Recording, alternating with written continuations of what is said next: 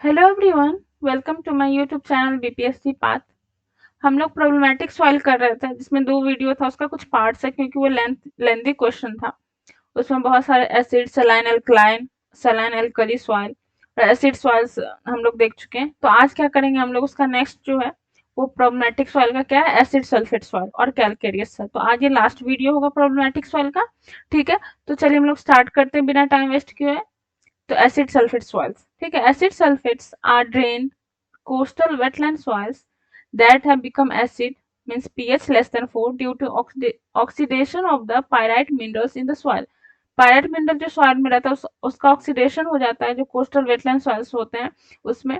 तो वो सॉइल क्या होता है, एसिड सल्फेट्स का फॉर्मेशन हो जाता है उसमें सॉइल में। कौन ड्रेन्ड, यहाँ पे याद कर लिया, ड्रेन कोस्टल वेटलैंड सॉइल्स में। ठीक है। Undrained soil containing pyrites need not to be acid as they are called potential acid sulfate soil. और ऐसे सॉइल, अनड्रेन सॉइल जिसमें पायराइट रहते हैं लेकिन उसको हम लोग जरूरी नहीं है कोई एसिड होगा, ठीक है। और वैसे सॉइल को क्या कहेंगे, पोटेंशियल एसिड सल्फेट सॉइल। ठीक है, अब हम लोग देखते हैं formation of acid sulphate soil. Acid sulphate soil का कैसे फॉर्मेशन होता है। Land inundated with waters that contain sulfates, particularly salt water, accumulate sulfur compounds, which in poorly which is poorly aerated होगा, which is poorly aerated soils are bacteria reduced to sulfates। मतलब जो land जो flooded रहता है water से, उसमें sulphates रहता है, सल्फेट्स में भी पार्टिकुलरली सॉल्ट वाटर रहेगा और उसमें सल्फर कंपाउंड्स अकम्प्लेट रहेगा, जो कि एरेटेड सॉइल रहता है, पुअरली एरेटेड रहता है। एरेशन उसका अच्छा नहीं था वैसे सॉइल का, क्योंकि वो पानी से भरा हुआ है, तो ऑफ कोर्स वहां पे एरेशन अच्छे से नहीं होगा। उसमें क्या, बैक्टीरिया क्या करते हैं, डिड्यूस कर देता है उसको सल्फेट्स, सल्फर कंपाउंड्स। ठीक है। Such soils are not usually very acidic when first drain in water. ऐसे सॉइल पहले क्या यूजुअली एसिडिक नहीं रहते हैं, लेकिन उसके बाद क्या था, ये थर्ड पॉइंट है वो रॉन्ग है, इसलिए मैं कट कर दी हूँ। नेक्स्ट है, when the soil is drained and then aerated, the sulfide is oxidized to sulfate by a combination of chemical and bacterial actions forming sulfuric acid। और ये सॉइल क्या होगा, जब ड्रेन होगा और एरेटेड होगा तो वो सॉइल का सल्फाइड जो वो ऑक्सीडाइज होगा सल्फेट में, क्योंकि केमिकल बैक्टीरिया एक्शन की वजह से दोनों चेंज होगा, दोनों एक्शन होगा, दोनों एक्टिविटी होगा। केमिकल रिएक्शन, केमिकल एक्शन भी होगा और बैक्टीरिया एक्शन भी होगा। दोनों की वजह से क्या होता है, सल्फाइड ऑक्सीडाइज होकर सल्फेट में बन जाता है, जो कि बाद में H2SO4 में फॉर्म हो जाता है। ऑफकोर्स ये स्टेबल नहीं है, SO4 माइनस, तो क्या हो जाएगा, सल्फ्यूरिक एसिड का फॉर्मेशन हो जाएगा उस सॉइल में।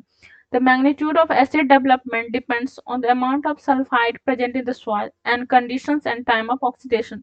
जो सॉइल में कितना एसिड डेवलपमेंट हुआ उसका जो मैग्नीट्यूड, उसका जो अमाउंट डिपेंड करता है कि सल्फाइड कितना प्रेजेंट है, उसका क्या सल्फाइड का क्या अमाउंट है सॉइल में, और क्या कंडीशन एरेटेड है या कितना ड्रेन्ड वगैरह, एंड टाइम ऑफ ऑक्सीडेशन, किस समय ऑक्सीडेशन हुआ। If iron pyrite FeSO2 is present, the oxidized iron accentuates the acidity but not as much as aluminum in normal soils because the iron oxides are less soluble than aluminum oxides and so hydrolyze less। अगर iron pirate soil में है तो oxidised iron, जो iron pirate में क्या FeS2, ठीक है, तो प्रेजेंट है, तो ऑक्सीडाइज्ड आयरन जो होगा एसिडिटी को थोड़ा कम कर देगा, लेकिन उतना नहीं करेगा जितना एल्युमिनियम अगर है नॉर्मल सॉइल में, क्योंकि आयरन पैरासाइट्स जो है वो एल्युमिनियम से कम सॉल्युबल है। ठीक है। और इसलिए क्या होता है, ये थोड़ा कम हाइड्रोलाइज होता है। ठीक, फॉर्मेशन हम लोग देख चुके हैं, अब हम लोग मैनेजमेंट इसका देखेंगे। मैनेजमेंट उसको मतलब एसिड सल्फेट अगर हो गया तो कैसे उसको मैनेज करेंगे, उस सॉइल को कैसे अच्छे से करेंगे ताकि हम लोग का क्रॉप जो कल्टीवेशन होगा उस पर। देखिए, मैनेजमेंट ऑफ एसिड सल्फेट्स क्या है, general approaches for the reclamation are suggested below. क्या क्या रिक्लेमेशन है, रिक्लेमेशन क्या क्या देखिए, keeping the area flooded, maintaining the reduced anaerobic, ठीक है, मेंटेन करना।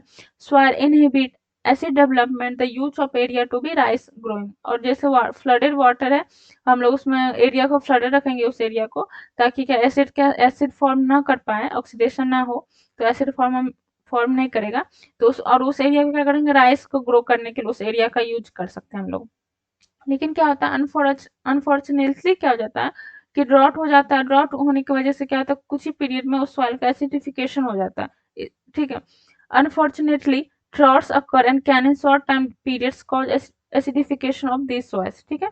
तो water used to flood the potential acid sulfate soils often develop acidity and injure crops। और जो वाटर है यूज करते हैं हम लोग पोटेंशियल सॉइल में, फ्लड करने के लिए पोटेंशियल एसिड सल्फेट सॉइल है, उसमें अगर हम जो वाटर यूज करते हैं, फ्लडिंग ऑफ वाटर जो करते हैं, वो क्या करता है, ऑफन ऑफन मतलब अक्सर क्या करता है, वो एसिडिटी डेवलप कर देता है और क्रॉप को इंज्योर कर देता है, इंजर्ड, ठीक है।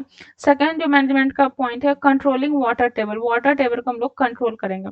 If a non acidifying layer covers the sulphuric horizons, drainage to keep only the sulphuric layer under water anaerobic is possible, ठीक है। वाटर टेबल को हम लोग कंट्रोल करने की कोशिश करेंगे, ठीक है। नेक्स्ट है लाइमिंग एंड लीचिंग, लाइमिंग भी करना है, लीचिंग भी करना है। तो देखिए liming is the primary way, हम लोग लाइमिंग ऊपर देखे थे एसिड सल्फेट एसिड सॉइल में। Liming is the primary way to reclaim any type of soil, किसी भी एसिड सॉइल को lime, of course liming acid soil है, लाइम करेंगे तो बेसिक हम लोग बेस सब्सटेंस यूज करते हैं, तो क्या हो जाएगा, उसका न्यूट्रल होने का चांस है, इसलिए क्या प्राइमरी वे है किसी भी एसिड सॉइल को रिक्लेम करने का, एक प्राइमरी वे। लेकिन leaching is difficult because of the high water table commonly found in this type of soil and low permeability of the clay. क्योंकि लाइमिंग क्यों, लीचिंग क्यों डिफिकल्ट हो जाता है, क्योंकि इस तरह के जो सॉइल रहते हैं उसका जो वाटर टेबल होता है बहुत हाई होता है और उसका परमेबिलिटी जो है उसका लो रहता है, मतलब क्ले का, उस सॉइल का, ठीक है। Sea water is sometimes available for preliminary leaching, ठीक है। कभी कभी सी वाटर जो है वो अवेलेबल रहता है लीचिंग, थोड़ा सा कम प्राइमरी प्राइमरी जो हम लोग लीचिंग करेंगे उसके लिए अवेलेबल रहता है कभी कभी। अब हम लोग पढ़ना है, हम लोग लाइमिंग रिक्वायरमेंट पढ़ेंगे, अब हम लोग देखेंगे लीचिंग रिक्वायरमेंट क्या है। Leaching requirement is a fraction of the amount of irrigation water, irrigation water का वो फ्रैक्शन, वो अमाउंट का वो fraction, and the fraction is, fraction क्या है, कितना फ्रैक्शन इरिगेशन वाटर का, तो वो फ्रैक्शन है, fraction is the ratio of the salinity of the irrigation water, fraction क्या रेशियो है, किस किस का, salinity of the irrigation water का salinity to the salinity of the deep percolated rain water, और जो सॉइल में जो पर्कुलेटेड वाटर है, रेन वाटर है, उसका, दोनों का रेशियो, ठीक है। तो लीचिंग रिक्वायरमेंट क्या होगा, जितना भी हम लोग इरिगेशन वाटर यूज करेंगे उसका एक फ्रैक्शन, ठीक है। और फ्रैक्शन क्या है, फ्रैक्शन है रेशियो या सैलिनिटी का, दो किसका, एक इरिगेशन वाटर और salinity of the deep percolated water का, दोनों का रेशियो है। देखिए फ्रैक्शनल फैक्टर क्या है, फ्रैक्शनल फैक्टर जो EC, I I means irrigation water का, और EC DP potential percolated water का, डीपी मतलब हम लोग डिफरेंशियल में हम लोग यूज करते हैं, तो factor is called leaching fraction, leaching percentage when expect, और जब इसको 100 से मल्टीप्लाई कर देंगे तो लीचिंग परसेंटेज हो जाएगा ECI upon EC DP, small है, ओके, स्मॉल डीपी हम लोग डिफरेंशियल में ये सब पढ़े, मैथ्स के स्टूडेंट बहुत अच्छे से जानते होंगे, ठीक है, वैसे सब जानते होंगे लगभग, डिफरेंशियल है, ठीक है, मतलब यूनिट के लिए। अब ना बहुत बार ऐसे क्वेश्चंस पूछा जाता है, यूपीएससी में भी ये क्वेश्चन पूछा जाता है, शायद 2015 में ये पूछा गया था क्वेश्चन मेंस में। तो लीचिंग रिक्वायरमेंट और लाइमिंग रिक्वायरमेंट में क्या डिफरेंस है, ठीक है, बीपीएससी में शायद पूछा गया था, एक्चुअली मुझे याद नहीं है, लेकिन है, ठीक है, इंपॉर्टेंट है ये चीज कि lime requirement and leaching requirement में डिफरेंस बताना। तो देखिए लाइम रिक्वायरमेंट क्या है, incorporation of the lime in soil as an amendment to deal with soil acidity, soil acidity को डील करने के लिए हम लोग लाइम यूज करते हैं, उसको इनकॉर्पोरेट करते हैं सॉइल में, जो हम लोग मिक्स करते हैं उसी को, ये हो गया फर्स्ट पॉइंट, ठीक है।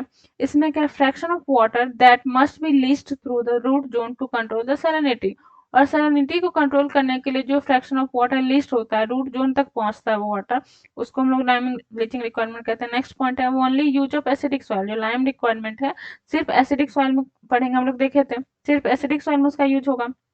ये क्या है, use for saline and alkaline soil, इसका क्या, सलाइन सॉइल में भी है, सलाइन एंड अल्कलाइन सॉइल में यूज कर सकते हैं, ठीक है। Lime requirement is inversely proportion to pH value, और लाइम रिक्वायरमेंट क्या, इनवर्सली प्रोपोर्शन मतलब कि जितना ज्यादा पीएच रहेगा उतना कम, इनवर्सली अपोजिट, तो लाइम रिक्वायरमेंट ज्यादा होगा तो पीएच मतलब बहुत कम, पीएच मतलब एसिड बहुत ज्यादा है तो लाइम रिक्वायरमेंट उतना ही ज्यादा होगा, ठीक है। तो पीएच बहुत कम रहेगा तो ये एसिड बहुत ज्यादा है, तो इनवर्सली प्रोपोर्शन है। एल आर मतलब leaching requirement is directly proportion to pH value, मतलब पीएच वैल्यू बहुत कम है मतलब बहुत एसिडिक है, तो उसके डायरेक्टली प्रोपोर्शन है, मतलब उतना लीचिंग की जरूरत नहीं है, ठीक है। तो ये इनवर्सली है याद रखिएगा, और ये डायरेक्टली प्रोपोर्शनल है, मतलब ये बढ़ेगा तो पीएच अगर बढ़ रहा है तो एलआर भी बढ़ेगा, मतलब लीचिंग रिक्वायरमेंट भी बढ़ेगा, ठीक है। मटेरियल क्या क्या यूज होता है, देखिए लाइमिंग मटेरियल क्या क्या, limestone, dolomite, slag of steel industry, ठीक है। इसमें जो मटेरियल लीचिंग में क्या है, जिप्सम प्लस वाटर, ठीक है। डिप अब लाइमिंग में है क्या, लाइमिंग में क्या, depends upon buffering capacity of the soil, leaching में depends upon physical property of the soil along with varying degree of salinity level, ठीक है। लाइमिंग क्या more efficient method than leaching, और लीचिंग क्या है लेस इफिशिएंट, ठीक है। तो हम लोग देख लिए। अब एक जो है कैलकेरियस सॉइल, मोस्टली क्या सलाइन एल्कलाई या एसिड सॉइल से पूछा जाता है, ये दोनों कुछ उतने इंपॉर्टेंट नहीं है लेकिन फिर भी इंपॉर्टेंट है, ठीक है। तो हम लोग इसे देखेंगे। Calcareous soil, calcareous soil that contain enough free calcium carbonate CaCO3 and give effervescence visually releasing CO2 gas when treated with dilute 0.1 and hydrochloric acid। Calcareous soil क्या है, उसमें बहुत सारे कैल्शियम कार्बोनेट, कैलकेरियस सॉइल में क्या रहता है enough मतलब कि अच्छे मात्रा में calcium free calcium carbonate present रहता है। और जब हम उसको हाइड्रोक्लोरिक एसिड से 0.1 एन से उसको जब हम लोग ट्रीट करते हैं तब क्या उसमें हम लोग को बहुत अच्छे से दिखता है विजुअली रिलीजिंग कि CO2 उसमें से रिलीज हो रहा है, ठीक।